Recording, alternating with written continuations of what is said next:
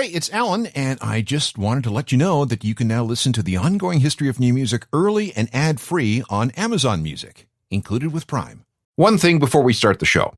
I want to let you know about a special interview you'll hear at the end of this episode. It's with the host of a brand new podcast called Architects, the Architects of Art. The cool thing is this show is hosted by Director X and Taj Critchlow, two of the biggest music video directors on the planet. These guys are responsible for game-changing videos from artists like Drake and Coldplay and Kendrick Lamar and so many more. Hope you enjoyed the discussion. I sure did. That's coming up at the end of this episode. All right, let's get on with things. When it comes to jokes about musicians, bass players have to be in the top three, right behind accordionists and drummers. Example, what do you call a beautiful woman on a bass player's arm? A tattoo. What's the difference between a vacuum cleaner and a drunken bass player? You have to plug one in before it sucks. What do you throw a drowning bassist? His amp. Thank you. I'll be here all week. Yes, it's true that rock and roll really took off with the invention of the electric guitar, but can you imagine it becoming what it has today without the low, steadying thump of an electric bass played through big cabinets powered by warm-sounding tube amplifiers? I can't. And would rock have become what it has without the lockstep rhythms produced by the bass player and the drummer? That's why we should step back and offer some respect to those who advance the cause and appreciation of low notes. These are the most influential bass players in the history of alt-rock. This is the Ongoing History of New Music podcast with Alan Cross. Welcome again, I'm Alan Cross, and today we're going to give bass players their due. There have been shows on guitarists and drummers. There have been programs devoted entirely to lead singers and songwriters. And now it's time to offer up some gratitude to the most influential bass players since the punk rock explosion of the 1970s. I'm going to tell you right now that there won't be anybody like John Paul Jones or John Entwistle or Jack Bruce or Geddy Lee or Roger Waters on this show. Those are classic rock guys who don't need our help in getting any attention. There's no one from Motown here. There's no one from the jazz scene, so Jaco Pastorius fans can take a pill. We're concerned solely with the alt-rock heroes who thumped their way to notoriety and influence. I've picked 10 people, along with some honorable mentions. Now, you may disagree, and that's fine, but one of the purposes of this program is to get people thinking about music, talking about music, and debating music. And besides, everybody loves a top 10 list, right? So here's the criteria. Influence. That's it. The people on this list may not be the most technically adept at their instrument, but they sure as hell inspired a hell of a lot of kids along the way. And that's why I want to start with one of the most primitive and most basic bass players in history, Dee Dee Ramone. This is a guy who took up the bass only after he and his new buddy John Cummings got drunk after work one day and decided to form a band. John, later Johnny Ramone, wanted to play guitar. And Douglas, that's Dee Dee's real name, took up the bass. That was 1974, and neither guy knew the first thing about music, but they didn't care. They just knew that they wanted to make it, even though they couldn't play a note on their new instruments. That was the appeal and the genius of the Ramones. They showed everyone that anyone could do what they were doing. All you needed was the guts to do it. Dee Dee became the main songwriter and the lyricist for the Ramones for 15 years. And yeah, his playing consisted of long runs of the same notes on his original Dan Electro bass. He later moved to a series of Fenders through this fat-sounding Ampeg amp. But, that didn't matter. It was his spirit that counted. And when a young, alienated, disenfranchised kid saw what Dee Dee was doing, well, that was all he or she needed.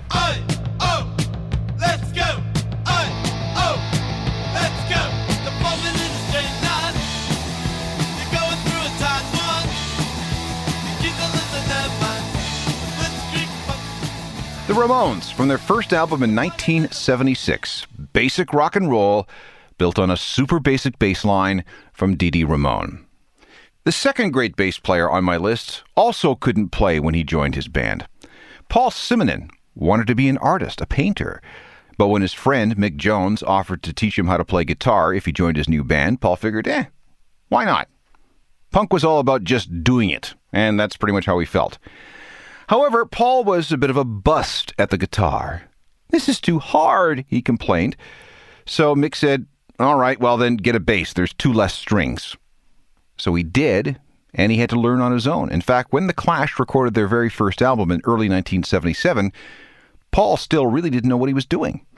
But by the time The Clash got to their third album, a little more than 2 years later, Paul was pretty proficient. He'd been absorbing the deep bass sounds he heard coming from the windows of new Jamaican immigrants. It was fat and warm and had a groove unlike anything that came out of Britain. This is how Paul came to write one of the best-known Clash songs, Guns of Brixton. You can crush us, you can bruise us, but you'll have to answer to.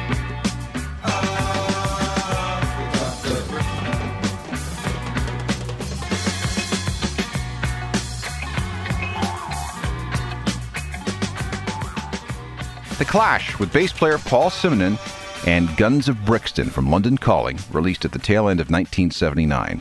Hugely important album, thanks to how it advanced the cause of punk with its sounds and attitudes and influences and its complexities. It's one of the most influential rock albums, period. And by the way, that's him smashing his bass on the cover of London Calling. Certainly one of the most iconic rock photos ever. As time went on, Paul's reggae and ska-influenced rhythms set him apart from most other bass players. And here's a little-known fact. While most other bassists plucked the strings with his fingers, Paul tended to use a pick, and that gave his Fender Precision a more percussive sound. And like Dee Ramone, he preferred the warmth of big Ampeg amplifiers and cabinets. Peter Hook was another guy who got into music before he knew what he was up against. After seeing the Sex Pistols play in Manchester, he and his friend Barney decided that they could make that kind of noise too. Barney went out and got a guitar, and Peter found a bass. Neither had any money for an amplifier, so they figured out how to wire their gear through the tone arm of the turntable in a console stereo owned by one of their families. It was enough. Later, when Joy Division came together, Hooky, like all the other kids inspired by punk, just made it up as he went along. He didn't know what he was doing. He didn't know what he was doing was wrong.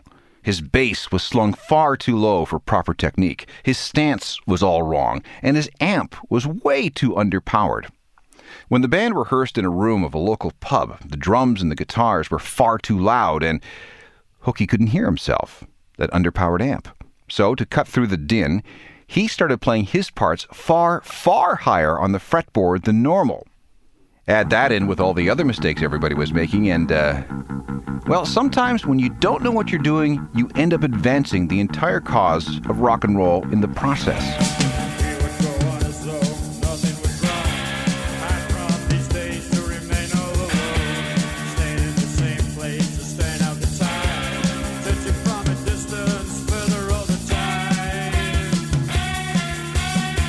time. Joy Division, featuring Peter Hook on bass. Again, not the most adept musician, but his approach to his instrument was so different in his day that he became an idol to many. Later, his work in programming bass lines and drum machines with New Order drummer Stephen Morris made that band into something much more than the sum of its parts. So there's how we're going to start this list. Dee Ramone, Paul Simonon of The Clash, and Peter Hook of both Joy Division and New Order. Next, a former school teacher who was the exact opposite of these first 3 guys. This dude could play. This is my list of the most important bass players in the history of alt-rock. Again, technical prowess isn't necessarily important here. It's influence and what these people added to the mix in the evolution of rock since the punk of the 1970s. And we're doing this list more or less chronologically. We need to talk about Sting. When the Police first showed up in 1977, they sounded like no one else. They were punky, but tempered with pop. And they had this reggae thing going, which was highly unusual for the day. Eventually, they became one of the leading bands of the New Wave era and were very important in the establishment of the music video and MTV. The singer and bass player was a former school teacher, whose real name was Gordon Sumner, but everybody called him Sting because he used to wear this striped shirt that made him look like a long, skinny bumblebee. Sting knew what he was doing because he had already played in a string of jazz bands. He was able to translate that precision into what the Police did. Of course, it also helped that he had drummer Stuart Copeland to work with. He had been a big fan of the prog rock bands of the early 70s and worked for a time in a group called Curved Air. The Police sold millions of records, and they won all kinds of awards. And then, of course, Sting went solo and established himself as someone who could play the most difficult sorts of music and weird instruments like the lute. I think this is my favorite Police song. Listen for the interplay between Sting and Stuart Copeland. This is magic.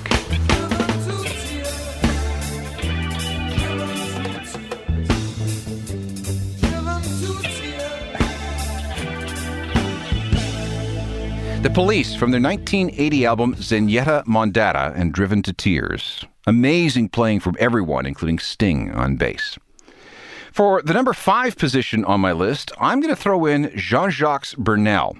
He was the bass player for the Stranglers. Again, not the most technically precise guy out there, even though he was trained on the classical guitar. This explains 2 things. His bass lines tended to be more melodic, and second, the sound he got from his instrument was very aggressive. Now that sounds like a contradiction, but it's not. Like Paul Simonon, he used a pick.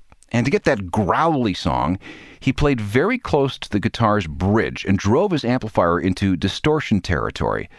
And this, in many ways, redefined what a bass player could do within a band. This is a great example of what I'm talking about. It's the Stranglers and Peaches from 1977. All the skirts, lapping up the sun, lap me up. Why don't you come on and lap me up?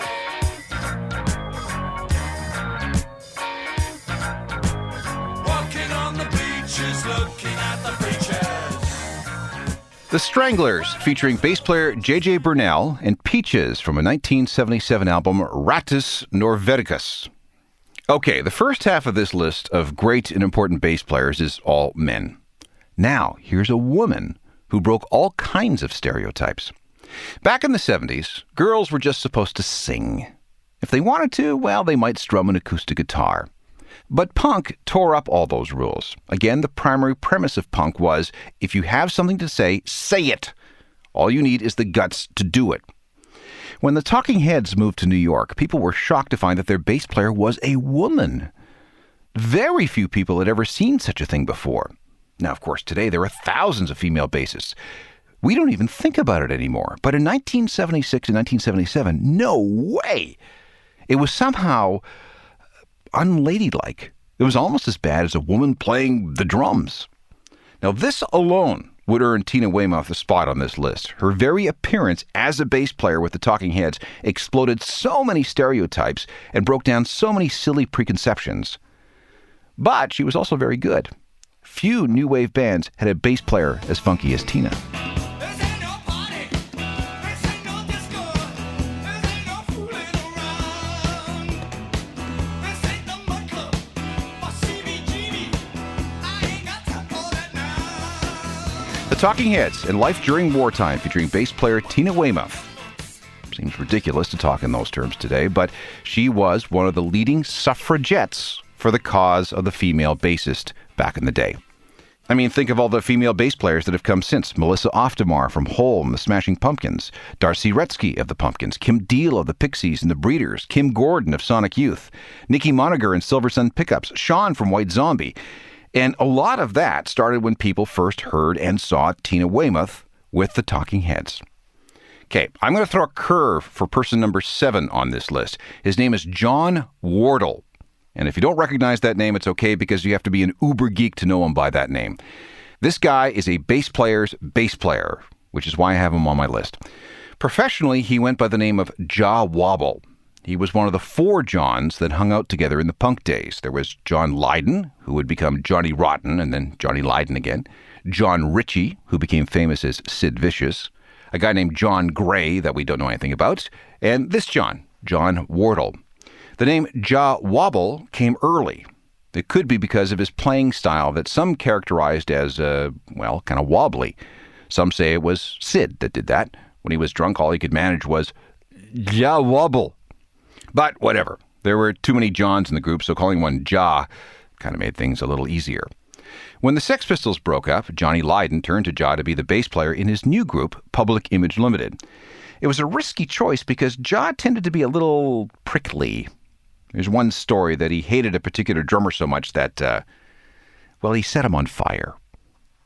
Jah's playing was heavily influenced by dub, that Jamaican style of playing that could be slow and low with a deep, deep groove. After leaving Public Image, he got deep into world music, long before many people, working with musicians from as far away as China. Actually, his most important work came in this area. People have sought him out to play on their recordings and for collaborations. He is very skilled, very versatile. And to think it all started as a bunch of thugs hanging out together. Here's Wobble with Public Image. This is from 1978.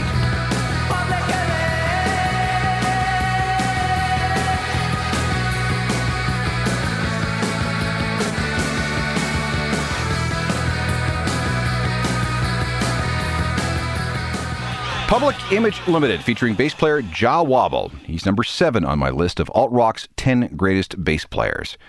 3 more to go, and I have a feeling that I'm going to get some pushback about number 8. We'll see. That's next. This is a list of alt-rock's most important bass players.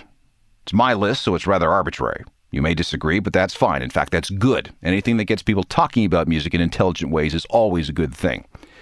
My choice for number 8 on the list is Simon Gallup of The Cure. Again, not the most technically adept guy, but his unique style and approach to the bass more than made up for it.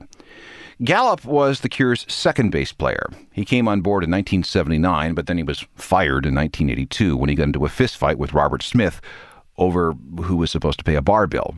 But 2 years later, he was back in the band and has been there pretty much ever since. In addition to playing bass, Simon also played bass pedals during live gigs and keyboards when necessary.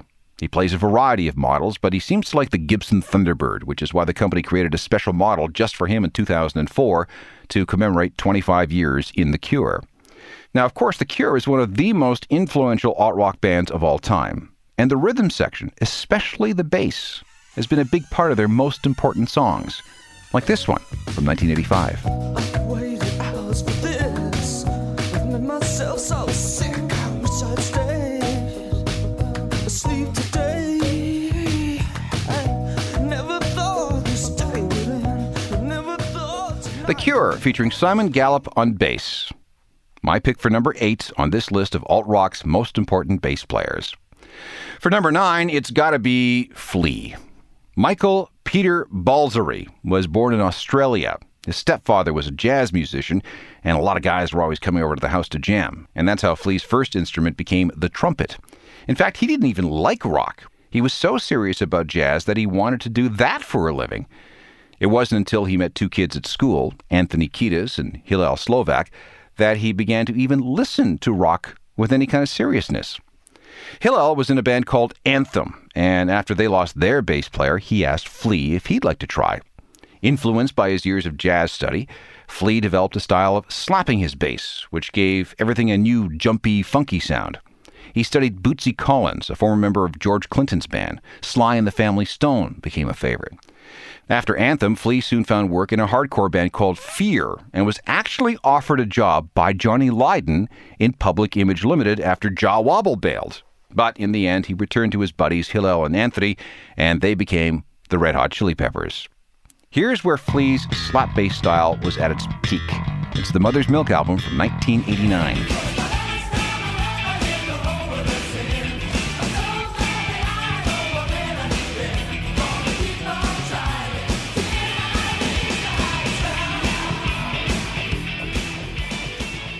The Chili Peppers and Higher Ground from Mother's Milk.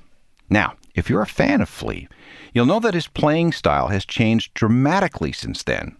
The slap style has been all but abandoned in favor of a more melodic approach. Fewer notes, more emotion, less frantic. He became a fan of Simon Gallup and the way he played with The Cure, and how Peter Hook did what he did with Joy Division. And in the process, Flea became one of the most copied bass players, not only in alt-rock, but in all of rock in general. I love this quote from Bass Player magazine. Any instrument is just a vehicle to express who you are and your relationship to the world. No matter what level you're doing it on, playing music is an opportunity to give something to the world. That's Flea. And Flea has brought something to a lot of worlds. He played with everyone from Jane's Addiction to Young MC. All he really wants to do is play. And finally, the 10th guy on my list. And no, Primus people, I wouldn't even think of leaving out Les Claypool. Out of all the guys I've seen play, I've never seen a guy attack a bass like Les. He can rock out, he can get super funky, he strums the strings. Some of his guitars have a whammy bar, which is really weird, so he can bend notes in unusual ways. Sometimes he just slaps the strings. On other occasions, he just taps them with his fingers. And live, he does all this while singing lead. Sometimes the notes are pure. Other times, they go through a series of processors and distortion pedals. Some of his guitars have the standard 4 strings. He also plays a 6-string bass when the need arises, or, if necessary, any variety of stand-up basses. Now, there's a story that says he was offered the job of bassist in Metallica after the death of Cliff Burton, but he didn't get the job because, and this is a quote, he was too good. This is my favorite Primus track of all time. It's from a 1992 album entitled Sailing the Seas of Cheese, and it features a great guest vocal performance from Tom Waits. Just listen to the technique.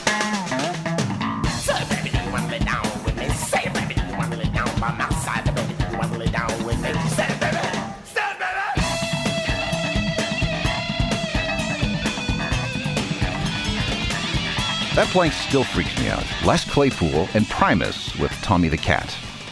And that's it for my completely subjective list of the most important bass players in the history of alt-rock. They are, and again in no particular order, Dee Dee Ramone of the Ramones, Paul Simonon of The Clash, Peter Hook of Joy Division and New Order, Sting, J.G. Burnell of The Stranglers, The Talking Heads' Tina Weymouth, Jah Wobble, The Cure's Simon Gallup, Flea, and Les Claypool. Again, you may disagree, and that's good. You know, if we had more time, I would include a few more people in my list of alt-rock's greatest bass players. Mark King of Level 42 doesn't get nearly the respect he deserves. Stunning slap bass technique. Tony Levin, the guy in Peter Gabriel's band, is a joy to listen to and to watch. Whenever I see Gabriel in concert, it's him I'm paying attention to. Kim Gordon of Sonic Youth. How many women, how many guys did she inspire? Same with Kim Deal of the Pixies. And if you want to include Cliff Burton from Metallica on this list, okay. Technical production is by Rob Johnston. I'm Alan Cross. You've been listening to the Ongoing History of New Music podcast with Alan Cross. Subscribe to the podcast through iTunes, Google Play, Stitcher, Spotify, and everywhere you find your favorite podcasts.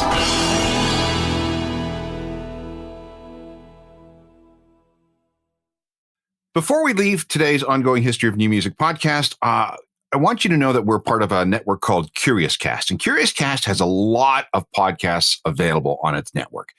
And one of the new ones is called Artcatechs. And I have two of the hosts of Artcatechs with me here. We have Taj Critchlow and Director X. And we want to give you a bit of an introduction to what this new podcast is all about. So who wants to go first and explain exactly what you guys will be doing? And obviously, here's a hint. If you're at the end of this podcast, my podcast, chances are it has something to do with music. So our show is pretty much about, it's in the world of music. It's pretty much us sitting down with storytellers that come from music videos. I feel like we live in a world where we don't give these amazing creative artists the flowers they deserve. They create some of the most impactful content on the planet that gets a lot of eyeballs on it. And coming from the world of music video, being in the business for over 20 years, we felt it was necessary to create a show like Architects, to sit down and hear their stories, their come-ups, their journey, their process of creating some of the most iconic music videos, films, and content on the planet. Now, you guys have been deeply involved in this world for, like you say, a long time. Who have you worked with? I've directed videos for Alicia Keys, Puff Daddy, Cisco, Destiny's Child, Drake, Justin Bieber, 2 Chainz, Rosalia, Iggy Azalea, Sean Paul, Beanie Man, Ariana Grande. Well, you know. Okay, now you're just bragging. Korn, John Mayer, the list goes on. Like this has literally been a crazy journey, and I always say X is the GOAT because as long as he's been doing it, like late '90s to now, it's still relevant. Like we broke our production company Fella with this music video for DJ Khaled, Drake, and Bieber called Popstar. So it's been a crazy journey, and we're two kids from Brampton, Ontario, that went out to make art that broke out to the world, and now we're using our podcast as another form of storytelling, but through an audio medium. Okay. How are you going to make that transition? You've been telling stories through video. Now it's going to be only audio. So you're going to have to change your style a little bit, I guess. I mean, we're talking to the creators, so it's a different kind of thing. You know what I mean? The story is the story of the maker. So it's not conceptualizing music and visuals to it. It's talking like the first podcast, the debut of the show was with Dave Myers, another guy that's been in the game for a long, long time, and just talking about the philosophy behind his approach to art, the work he's done, and as well digging into some of the larger world issues out there. Like we have a whole talk about Black Lives Matter on that podcast, and being a white director and his perspective coming up in a Black music world. So it's a little different than what we're used to doing. Without any spoilers, give me the kind of stories that you'll be telling. Give me an example of a story. I guess the examples is pretty much their come up, what drew them in to get into this world of filmmaking, their influences, their highs, their lows, and pretty much their breakthrough moment. And a lot of times, to your point, Alan, like when you watch a music video, you're just seeing the end result, but you don't see what went into to make that product and that piece of art, as far as the storyboards and the art direction and sitting down with your head department and the collaboration. So it's pretty much we're giving them that kind of close set behind experience where you get to see the process of how we get to the finish line, right? I've often watched music videos and wondered, where the hell did this come from? What kind of headspace do you have to be in to come up with these images, these storylines, these things? And I have no idea. Yeah, and that's the point of the show. Like, look, we're probably like around the same age. Like I came up in the 80s era where that's what made me fall in love with music videos, right? The MTV Much Music era, watching videos by like Madonna and Peter Gabriel and like Phil Collins and Michael Jackson and Aerosmith. And I was always fascinated by music videos and the storytelling and the dancing and the style and all that stuff. And that's what made us fall in love with the art. So imagine if you could go back in the days and sit down with Duran Duran and talk about the Hungry Like a Wolf video. Like, what the hell compelled you guys to be in this jungle and just going through this crazy, crazy story and sitting down with like the best of the best and hearing the stories of the directors working with Madonna and working with the Stones. And that's the beauty about the show. It's like we get that access to these filmmakers, to these artists. I've worked with the biggest and brightest artists in the entertainment business, but learn about that journey, that creative journey, that collaboration to make the work that we see that's now on television or on YouTube. And before we jump, I just want to say, please follow us at Architects Pods. I can't wait for this. Sounds like a great series.